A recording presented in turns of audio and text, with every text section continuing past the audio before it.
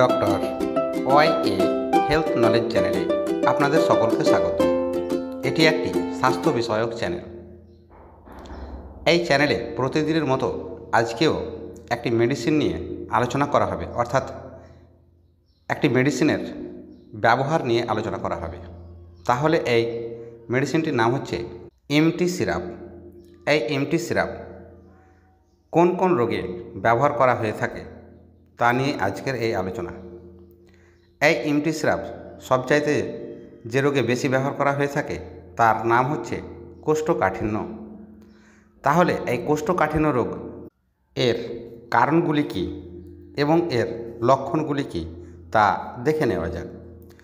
কোষ্ঠকাঠিন্যের কারণ হিসাবে আমরা যা জেনে থাকি তা হচ্ছে তরল খাদ্য কম খাওয়া, অর্থাৎ দিনের বেশিরভাগ সময়ে পানি জাতীয় খাবার কম গ্রহণ করা। এছাড়া চা, কফি সহ অন্যান্য খাদ্য খাবার বেশি পরিমাণে খাওয়ার কারণে কোষ্ঠকাঠিন্যের মতো রোগের সৃষ্টি হয়ে থাকে। এছাড়া সঠিক সময়ে মলত্যাগ না করা, দীর্ঘদিন ধরে আমাশয় রোগে ভোগার ফলে অনেক সময় এই কোষ্ঠকাঠিন্য রোগের সৃষ্টি হয়ে থাকে। এছাড়াও যকৃতের অর্থাৎ লিভারের বিভিন্ন রকম রোগে ভোগার ফলেও এই কোষ্ঠকাঠিন্য রোগের সৃষ্টি হয়ে থাকে। এছাড়া বিভিন্ন প্রকার অ্যান্টিবায়োটিক মেডিসিন ব্যবহারের ফলে অনেক সময় শরীরে জলের পরিমাণ অনেকটা কমিয়ে থাকে এবং তা থেকেও এই কোষ্ঠকাঠিন্য রোগের সৃষ্টি হয়ে থাকে। তখন এইসব কোষ্ঠকাঠিন্যগুলিকে নিবারণের জন্য এই এমটি সিরাপ ব্যবহার করা হয়ে থাকে। এবার দেখে নেওয়া যাক এই কোষ্ঠকাঠিন্য রোগের লক্ষণগুলি কী কী। অনেক রোগীর 8 থেকে 10 দিন পর্যন্ত মলত্যাগ না হওয়া, একটানা 2 থেকে 4 দিন পায়খানা না হওয়া এবং পায়খানাও যদি হয়ে থাকে তাহলে সামান্য পরিমাণে মলত্যাগ হওয়া। অনেক সময় মলের রং কালো রঙের হয়ে থাকে। এই কোষ্ঠকাঠিন্যর ফলে বমি বমি ভাব বা বমি হওয়া, ক্ষুধা মান্দা অর্থাৎ কোষ্ঠকাঠিন্য হওয়ার ফলে পেটে বায়ু সঞ্চয় হয়ে ক্ষুধা মান্দা বা পেটে ভারী বোধ হওয়া, এই ধরনের সমস্যাগুলি লক্ষ্য করা হয়ে থাকে।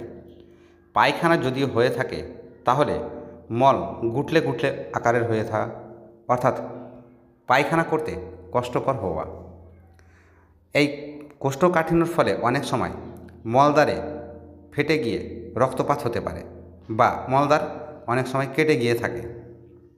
অনেক রোগীর নরম মলত্যাগ হলেও তা সামান্য পরিমাণে হয়ে থাকে এবং সেই মল অনেক সময় পেটে জমা হয়ে হয়ে এই কোষ্ঠকাঠিন্য মতো রোগের সৃষ্টি হয়ে থাকে।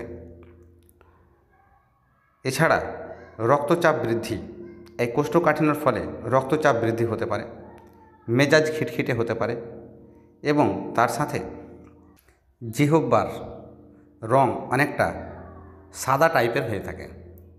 এই সব লক্ষণগুলি এই কোষ্ঠকাঠিন্য রোগের ফলে হয়ে থাকে।